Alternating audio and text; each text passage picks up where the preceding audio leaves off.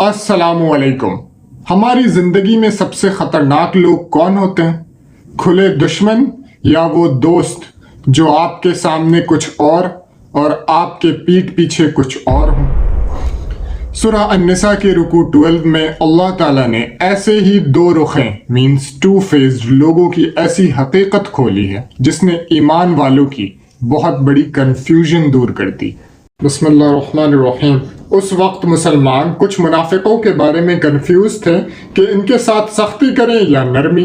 अल्लाह ने फरमाया, तुम्हें क्या हो गया है कि तुम मुनाफिकों के बारे में दो ग्रुप्स में तकसीम हो गए हो, जबकि अल्लाह ने उनके आमाल की वजह से उन्हें औंधा मीन्स उल्टा कर दिया है।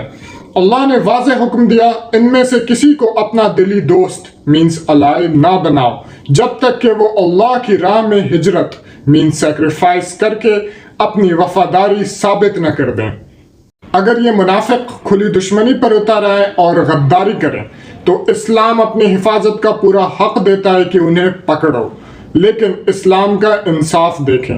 अल्लाह ने उन लोगों को इस सख्त सज़ा से बचा लिया जो किसी ऐसी कौम से मिल जाएं जिनके साथ तुम्हारा अमन का मुआहदा मीन्स पीस ट्रीटी हो, या जिनका दिल तुमसे लड़ने का ना चाहे लेकिन जो बार बार धोखा दे और तुम्हें नुकसान पहुंचाना चाहे, उनके खिलाफ अल्लाह ने खुली इजाज़त दे दी।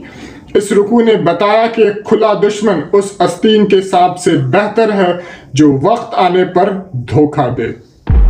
लेसन, जिंदगी में ऐसे लोगों से दोस्ती मत करें जो वफादार मीन्स लॉयल ना हो और जो आपको सीधे रास्ते से भटकाने की कोशिश करें, और जहां अमन मीन्स पीस की उम्मीद हो वहां हमेशा अमन को तरजीह दें।